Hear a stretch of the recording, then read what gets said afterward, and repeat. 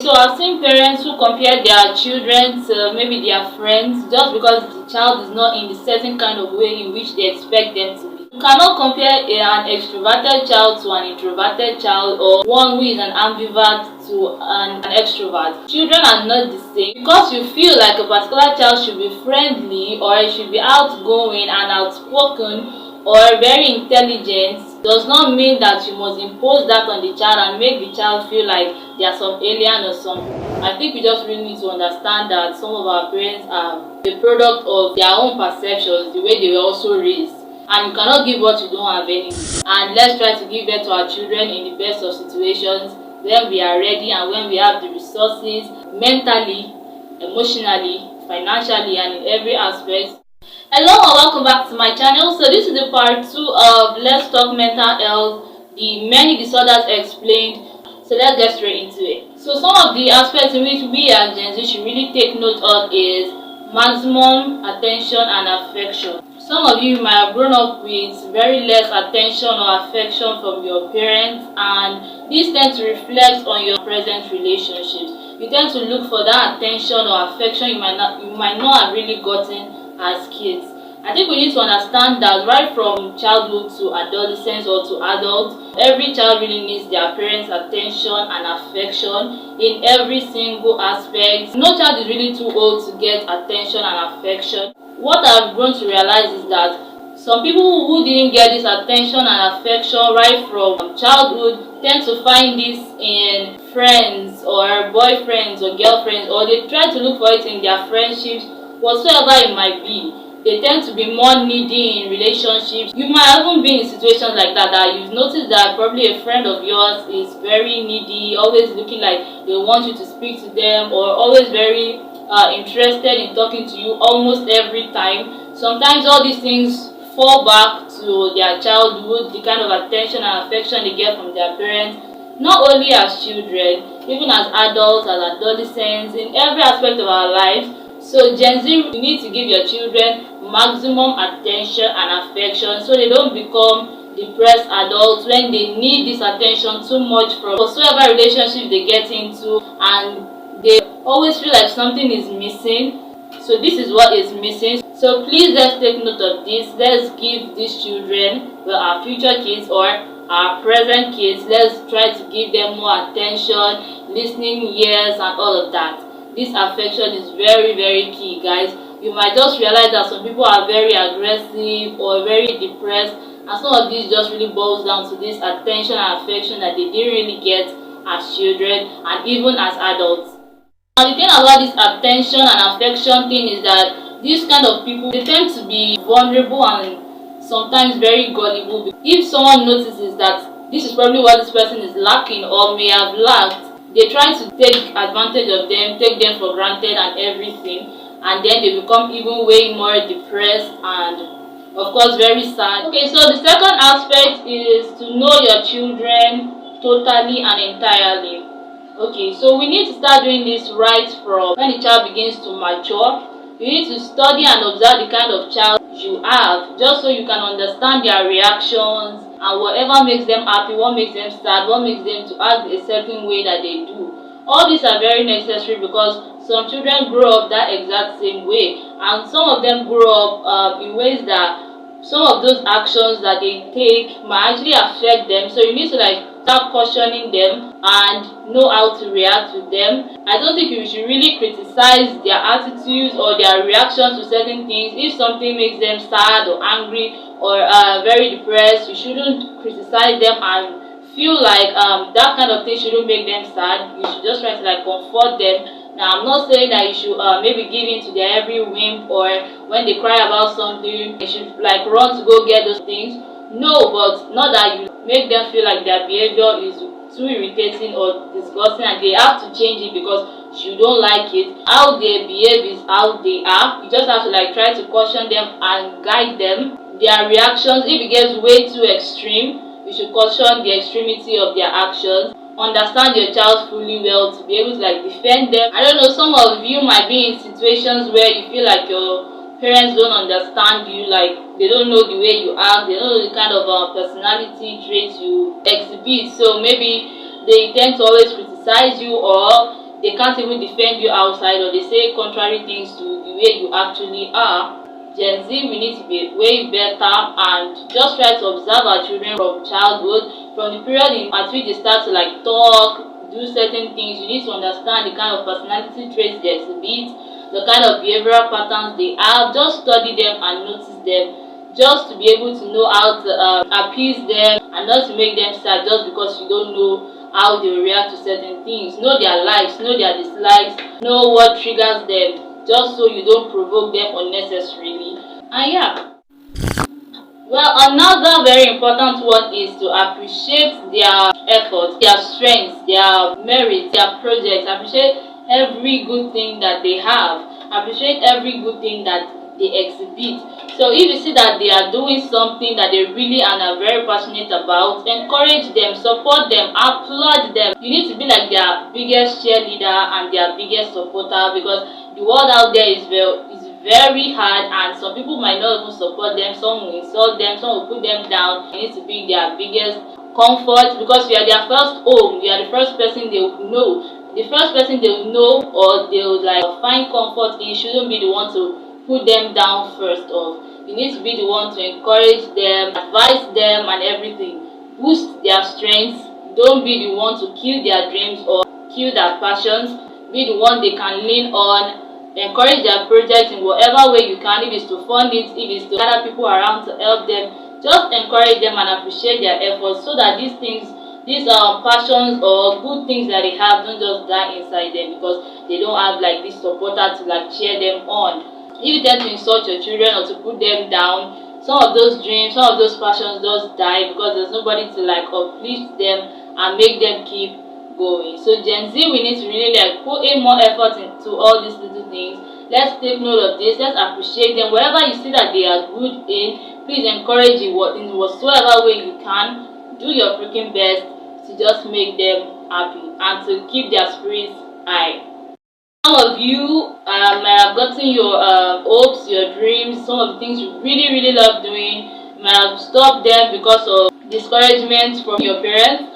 And well, it happens, but if you are really passionate about these things, you need to really keep going and just do them. As far as it makes you happy, you have to keep doing them. So Gen Z, please, let's do this. Don't let some of these mistakes repeat themselves. Please try to be very passionate about your children and what they like to do. Encourage them, guys. Encourage them. Some people don't encourage their children and they grow up to be very miserable adults because they don't do what they have passion for. They do what their parents maybe tend to support or like. Let's support these children so they can be very happy adults. If you don't support them, some of them might want to satisfy you by all means and do something that makes them sad, and therefore transferring aggression on people surrounding them, constantly having burnout, stress, and they just become very sad people in life. I think we wouldn't really want that. One other very important thing is, don't make them feel very bad for their failure. You know, children tend to fail at some things, maybe in their school grades or sports or whatever it might be. I don't think we should like put them down more for their failures.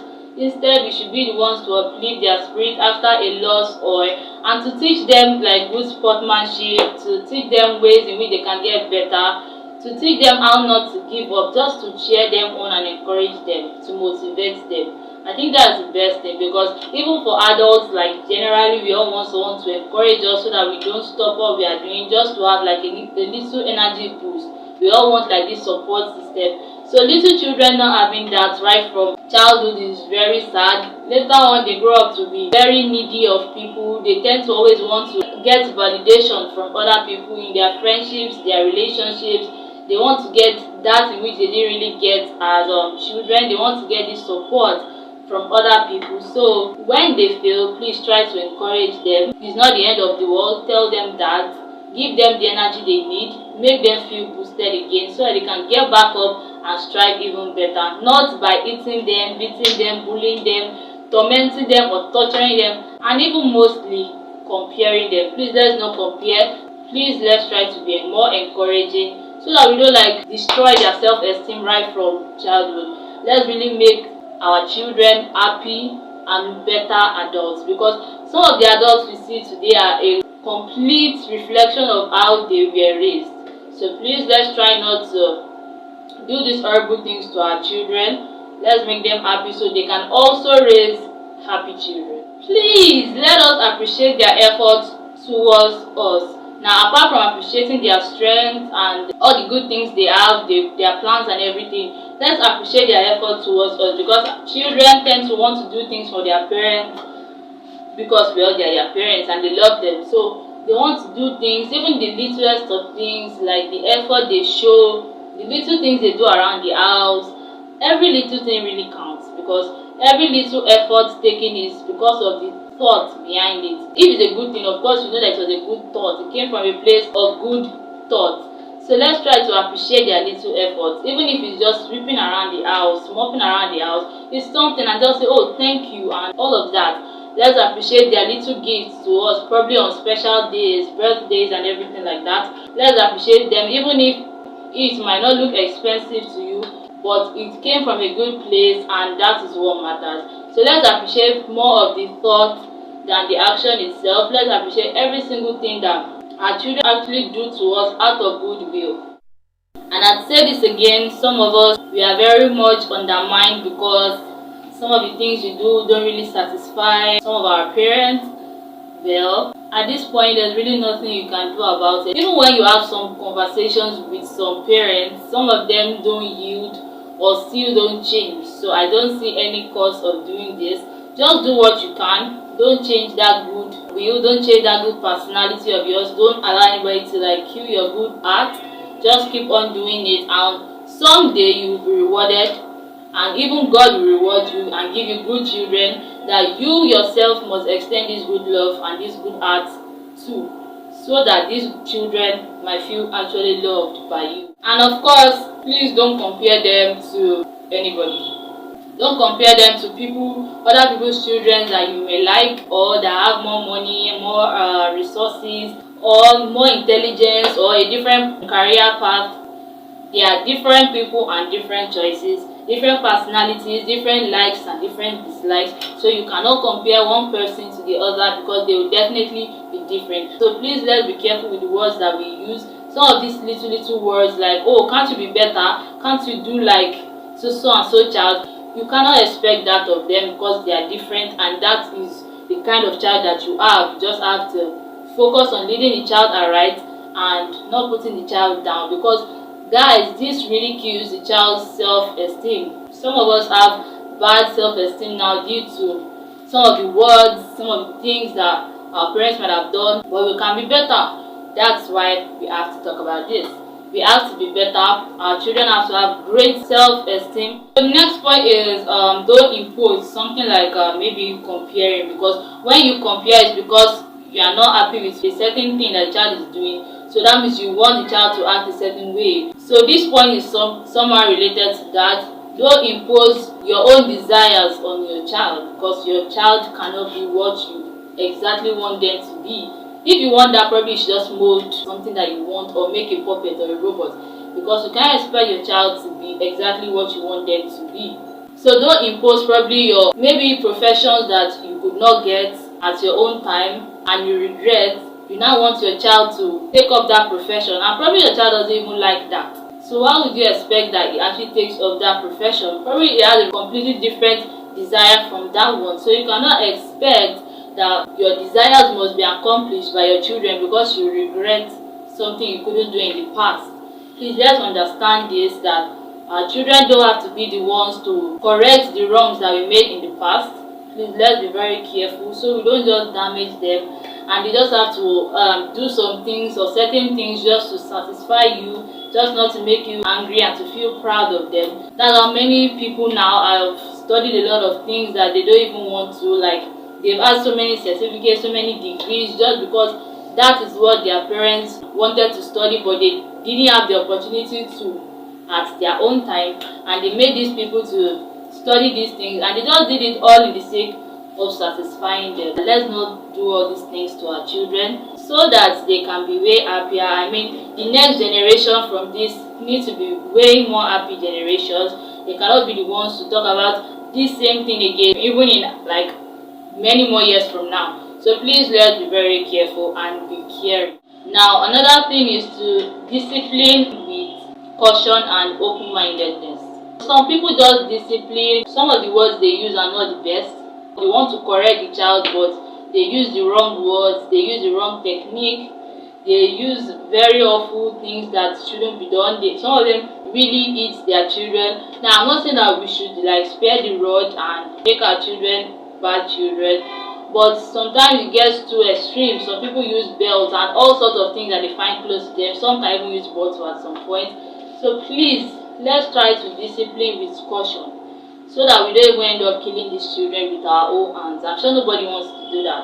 Of course, yes, children can make us angry in different ways, but we need to apply caution to it, or else sometimes you could just lose your temper and do something you might regret later on. Not every time you have to like use a physical object to discipline a child. Sometimes you can just advise in a very solemn and very calm manner, and then the child even changes. I feel like some children even change even quicker when you speak to them in a very low tone, in a way that is very conversational and nice.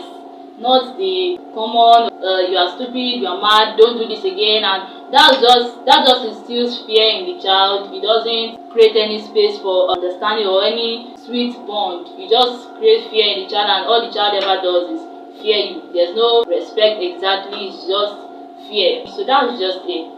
Let's try to be very cautious with the way we discipline our children. And come on, this is like a new generation. I feel like all those oh you're stupid, you are this, yeah, shouldn't be used as much. I mean, we should try to be more calmer with these children. These days, children will change more with nicer words than more of the aggression and all of that.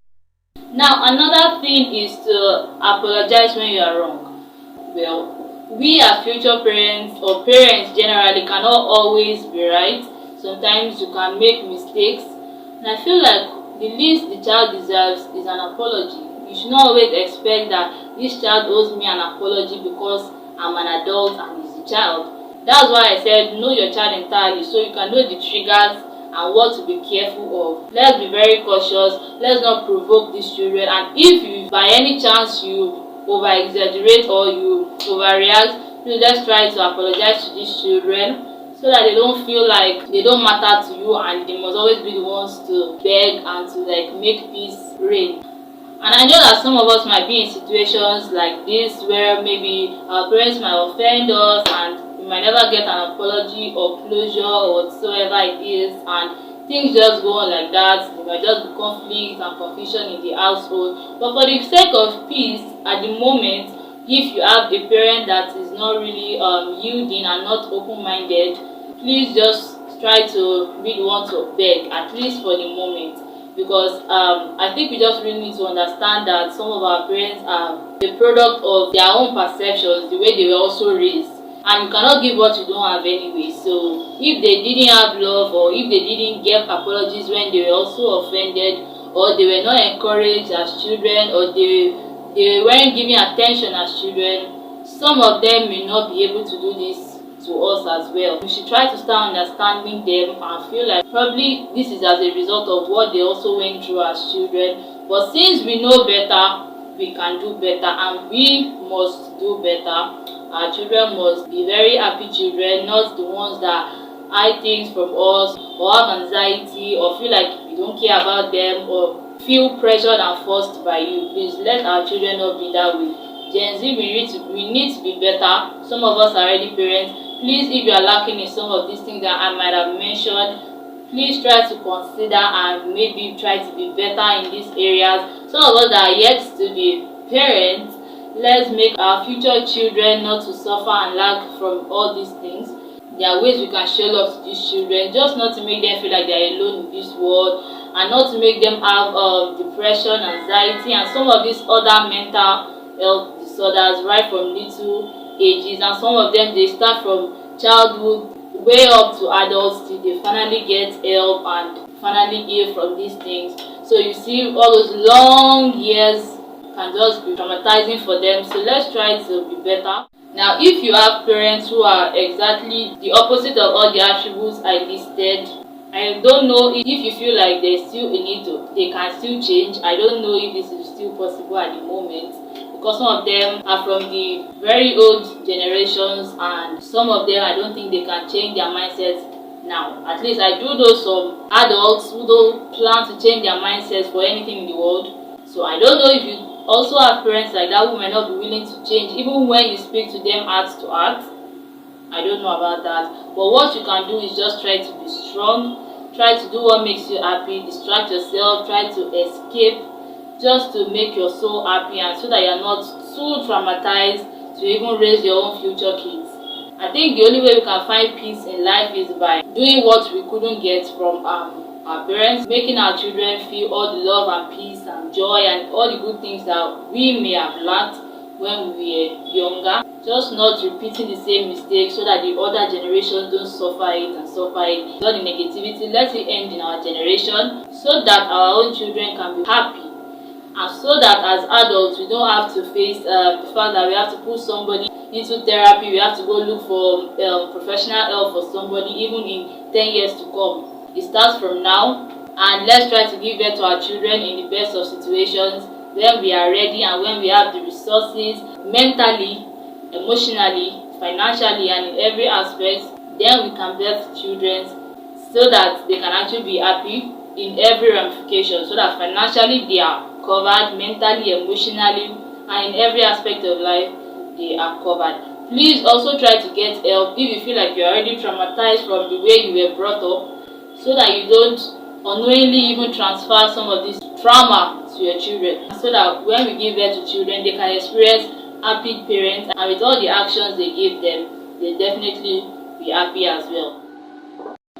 So I hope we can now learn to understand some of the people that surround us. Some of them might have told us their experiences with their background. We should try to understand them better and know that it's due to what they were given as children and what they still have. That's why they turned out to be the certain way that they have. Some people know how to break free from that and not repeat the same process all on their own by being determined not to transfer some of the bad things that their parents might have done to them to their children. But some don't. They were already shaped in this trauma, and this trauma has shaped them and their mindset and their actions, their behaviors and everything. Some might exhibit it through weakness, some might exhibit it through aggressiveness, in different mannerisms, and we all see this every day, sometimes even in the little statements they make. So yeah, this will bring us to the end of this video. Thank you for watching all the way to the end, and see you next time.